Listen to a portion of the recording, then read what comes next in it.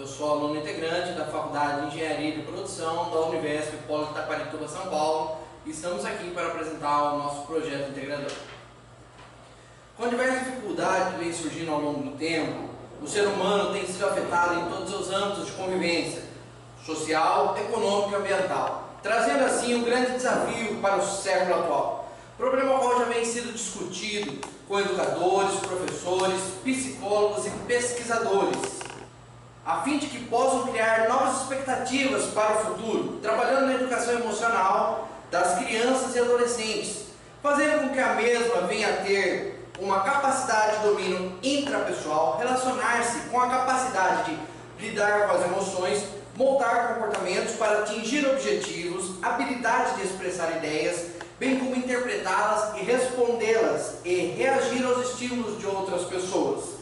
Devido ao fato da crise econômica que abalou todo o mercado, mudanças climáticas e escassez de recursos, houve um salto de pessoas desempregadas e o fechamento de muitas empresas, onde se encontrava um número altíssimo de desempregados, que passou a exigir ainda mais do profissional um perfil diferenciado, ao qual ele soubesse conciliar o profissional e o pessoal, sem que tivesse um descontrole emocional gerado por essas situações. Temos como objetivo o estudo da conscientização humana na educação infantil e os seus impactos para formações de pessoas para o mercado de trabalho, visando melhoria que a educação emocional aplicada desde os anos iniciais da alfabetização acarretará na sua vida do indivíduo, preparando-o para os desafios pessoais e profissionais. O objetivo do nosso trabalho é demonstrar a importância da educação emocional, usar como base o currículo PADS para a implantação da educação emocional, estudar a viabilidade de aplicação do currículo PADS em escolas, discutir a importância de identificar sentimentos para a solução de conflitos e resultados obtidos até o momento, identificar as principais características que o currículo PADS proporciona para melhor desenvolvimento profissional, apontar possíveis melhorias e impactos positivos que a educação emocional aplicada através do currículo PADS poderá promover ao indivíduo, tornando-os mais comprometidos com o meio social, econômico e ambiental. Devido à desigualdade social que temos enfrentado, crianças têm desenvolvido sentimentos negativos que atrapalham e atrasam a vida dela.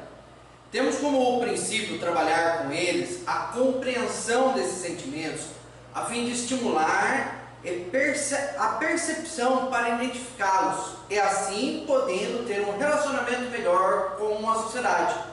Estamos tendo um cenário que vem sofrendo alterações ao longo dos últimos 90 anos, mas a educação infantil não temos visto tais mudanças.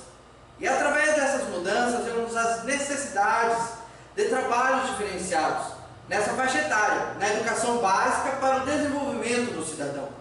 Segundo uma reportagem da revista Você, 87% das demissões têm sido por problemas comportamentais e apenas 13% por problemas técnicos. Muitas características exigidas de um profissional estão ligadas à sua educação e controle emocional, porém tem sido um assunto que vem caminhando lentamente, e poucas escolas focadas na educação emocional, ou seja, a maneira que a criança, o futuro adulto, se relacionar com os demais será muito importante para a sua carreira. O currículo PADS é um programa para professores e orientadores educacionais concebido para facilitar o desenvolvimento do autocontrole e autoestima positiva, conscientização emocional e habilidades para resoluções de problemas interpessoais. O programa consiste em 119 lições que foi desenvolvido para ser usado com crianças da faixa etária de 5 a 11 anos. O PADS tem como propósito o fortalecimento das competências sociais, emocionais e a conscientização de crianças, assim como o desenvolvimento de um contexto de acolhimento e de cuidado que facilite o processo educacional em sala de aula. Temos os seguintes pontos conceituais trabalhados pelo currículo. Primeiro, comunicação efetiva. Quando a comunicação não está bem alinhada dentro da equipe, é bem provável que ocorra problemas com a organização. Por isso, é preciso que o profissional se preocupe em expressar as suas ideias com clareza, ter uma boa oratória, organizar o pensamento, ser calmo e seguro, fazer ser compreendido pelos colegas, ter a certeza que a mensagem que ele quis passar é aquela que o outro entendeu e também interpretar corretamente as mensagens que lhe serão passadas. 2. Adaptabilidade. Será sempre preciso estar aberto às mudanças e conseguir adaptar-se aos diferentes aspectos que o ser humano sempre estará exposto em várias etapas de sua vida. Ser aberto a novos métodos de trabalho e desafios que o mundo possa proporcionar é uma característica de extremo valor e sempre colocará um passo à frente dos outros. 3. Automotivação. O aluno colaborador motivado tem mais comprometimento com o aprendizado ou com a profissão e entusiasmo para se desenvolver. Questionar, debater e opinar, mas nem sempre a motivação vem de superiores da organização ou da instituição de ensino, mas dentro de si. 4. Autocontrole. Ensinar a trabalhar a capacidade de controlar suas próprias emoções e os desejos é fundamental. Apela-se para a capacidade de autocontrole. Por exemplo, quando se faz necessário manter o foco numa tarefa que se deve ser realizada sem distrações. Trabalhar essa habilidade tem mais a ver com a incorporação de condutas que influenciam a probabilidade e a maneira como as coisas acontecem. 5. Consciência ambiental. Consciência ambiental é saber que, em última análise, não existe distinção entre o ser e o meio. Infelizmente, desde a Revolução Industrial, o homem desenvolveu uma noção equivocada de que ele pode controlar o meio. Mas estamos, enfim, descobrindo a realidade em que vivemos em um sistema fechado, finito, e que existe consequências para as nossas ações. Mesmo que a conscientização ambiental seja um processo introspectivo, que necessita de um próprio indivíduo adquirir tais pensamentos. Porém, há métodos educacionais que visam acelerar esse processo, como o currículo PACS. Dentre os principais conceitos citados, podemos também destacar outros pontos que serão trabalhados. O ensino da criança a como lidar com as frustrações, o estímulo à reflexão da criança sobre os atos dela, o estímulo da autoestima, elogiar as qualidades antes mesmo de apontar os erros, ser presente na vida da criança, construindo laços afetivos fortes, o incentivo de um diálogo aberto entre família, não criar um mundo ilusório que a criança é perfeita e sim mostrar também a racionalidade. Através desses estudos, podemos ver a educação emocional não está apenas relacionada somente à carreira profissional, mas também à conservação do meio ambiente ao qual convive. Por meio de um sistema de avaliação que o currículo PACS trabalha, podemos coletar dados de 2 meses, de diferentes turmas e faixas etárias, através de uma classificação por cores. Aplicando a cada tipo de comportamento, foi possível uma análise quantitativa e qualitativa dos resultados, levando o grupo a avaliar e discutir e obter uma conclusão. A aplicação dele é feita todos os dias aos alunos, a respiração consciente, uma meditação. Tem o intuito acalmá-los e estimular a concentração. Consiste em respirar fundo, expandindo o abdômen para expirar devagar, contando até 5, repetindo o processo no mínimo 4 vezes. Uma vez por semana, durante 50 minutos. Aplique-se as lições do currículo PACS. Nesse dia, logo no início, é feito um sorteio do ajudante do PACS do dia, que irá auxiliar o professor e os colegas durante a aula. Esse sistema tem como objetivo apontar de forma clara como está o comportamento da criança, seu controle emocional e seu comprometimento com o próximo e com o ambiente que ele convive, comportamento satisfatório ou insatisfatório. O sistema avaliativo ele é dividido em 4 categorias ou 4 cores, como os alunos costumam se referir. São elas vermelho, amarelo, azul e verde, conforme a tabela que estamos demonstrando. O vermelho ele vai significar um comportamento inapropriado, como dizer palavras feias, bater, empurrar. provocar, discutir com os adultos, pegar o que não lhe pertence sem autorização do dono, cuspir, falar com a boca cheia, jogar objetos nos colegas, não prestando atenção quando os professores estiverem falando, não cuidar do material escolar.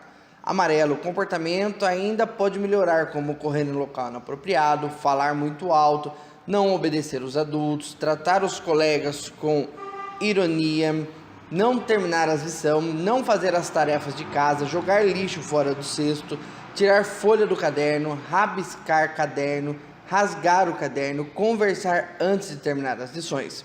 Azul, comportamento bom, como obedecer os adultos, conversar para resolver seus problemas, fazer tartaruguinha quando precisar, fazer todas as tarefas na sala e de casa, falar baixo, ter atenção quando os professores estiverem falando, cuidar bem do material, ter respeito pelos colegas e pelos adultos.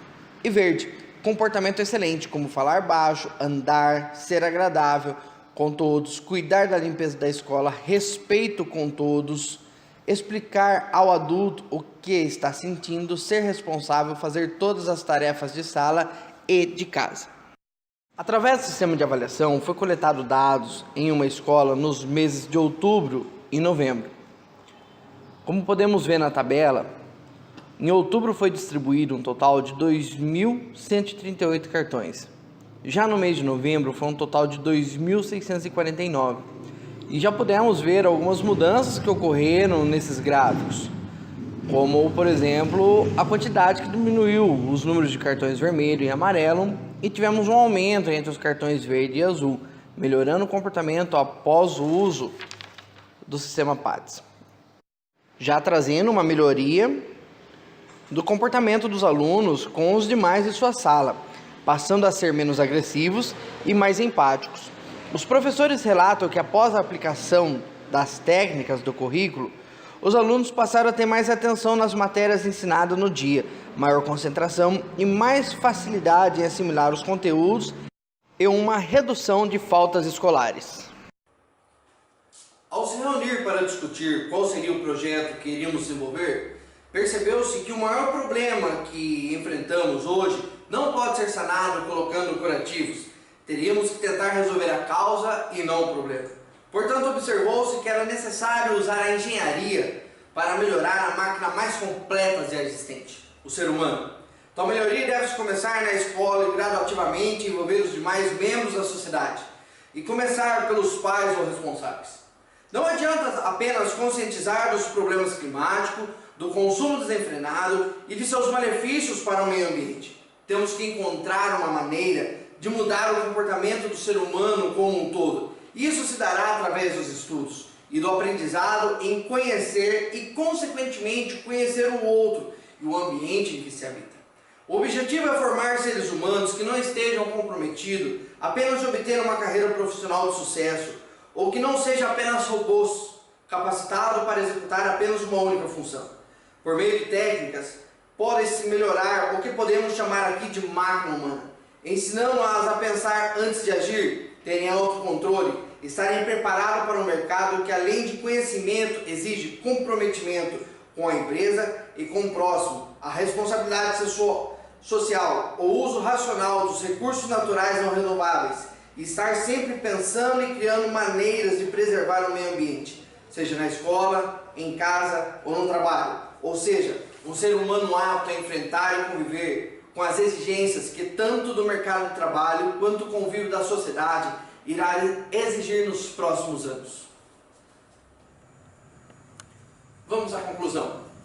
Pode-se considerar que o método, quando aplicado de maneira correta e respeitando as limitações da faixa etária, apresentará em um curto prazo um melhor convívio entre as crianças, aumento da capacidade de concentração e facilitará o trabalho do educador, pois não perderá tempo disciplinando os alunos, tempo este ganho que será convertido em alfabetização, pois se faz necessário extinguir essa maneira de pensar da atualidade que o papel do professor é apenas educar. O papel do professor vai muito além disso, é alfabetizar, é conscientizar, apontar o caminho e contar com os auxílios do pai ou responsáveis dos alunos para essa jornada. Em médio e longo prazo, esses benefícios ficam ainda mais visíveis, pois o método PATS trará benefício tanto para a pessoa em si, quanto para o meio ambiente em que ela convive.